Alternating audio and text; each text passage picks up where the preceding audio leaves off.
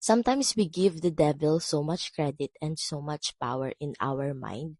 We become so scared or threatened by what he can do. But honestly, he is already in the position of being a loser, and you are already in a position of being victorious because of what Jesus Christ has done on the cross. And I'm telling this because a lot of Christians think that the devil can read their minds. No, the devil cannot read our minds. He could just send thoughts. Yes, he could just send thoughts towards us.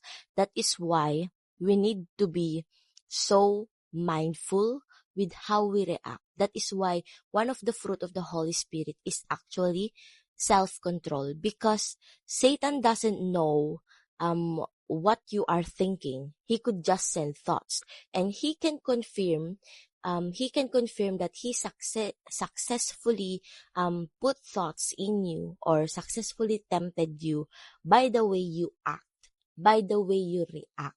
So that is why God is telling you to have self-control.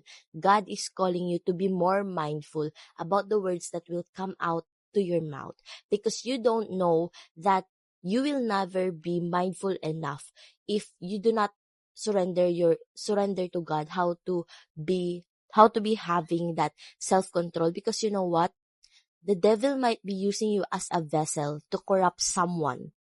The devil must be using you as a vessel to put someone in tragedy. The devil must be using you as someone who is a blockage to other people's life. And you are not even aware of it, because you think that you just own your words, or you think that you just own your thoughts. But no, temptation always starts in our mind. And when the devil start whispering into your mind, you should remember how to take captive of every thought and make it obedient to Christ. You should always be mindful about the thoughts that are coming in onto your mind, so that you can know which voice is of God, which voice is yours, and which voice is of the devil. Now, how can you determine the voice of the devil and the whisper of the devil and the voice of God?